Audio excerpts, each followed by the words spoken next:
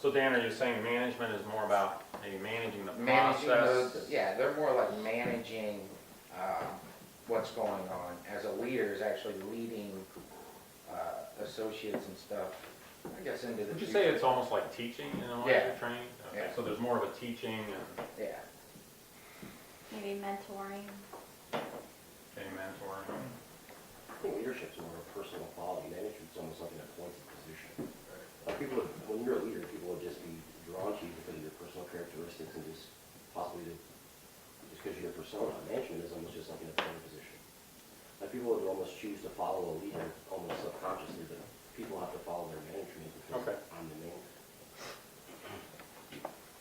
So Ben, you kind of look at leadership as a quality and management as a position. So if I infer from that, it almost seems like you could have a leader who's not managing.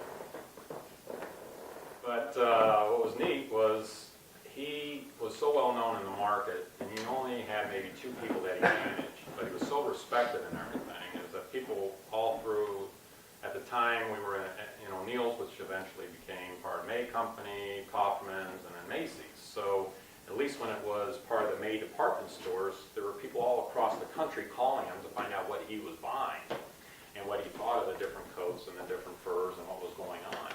And it was amazing. He was like a leader, and I kind of liked working for him because none of the upper level executives really messed with him because he knew what he was doing. So that was the first experience I had with someone who was like a leader but not really a manager, unless you consider. Another example, just this past week, I was down in Austin, Texas, visiting family. I have a 5-year-old niece, a 2-year-old nephew, and my wife and I were sleeping in the guest room, and all of a sudden the children wake up, they come downstairs, and the parents were just really appalled because they started playing, then they started fighting, yelling and screaming and everything, and so obviously it woke us up. And so that evening we sat down, and they have a ritual where they go, well, what are you, what part of your day did you enjoy most? And then they asked the question, what are you thankful for? And I thought it was a pretty neat exercise. So the little girl, her name's Madeline, said, Uncle Mike, what was the favorite part of your day? So she was the leader at the time asking this question. I said, oh, Madeline, I said, I guess this morning when I woke up to the sounds of 2 cheerful children playing and laughing, and she just looks at me and she goes, Uncle Mike, we weren't playing, we were fighting.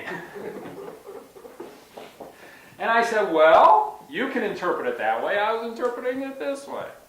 So in some ways, it's a matter of how you interpret things, and sometimes you have to be kind of off the wall and off the charts on that way. And that's how you begin developing some sort of synergy with people. You have to take gambles, and you have to take, extend yourself. And that's where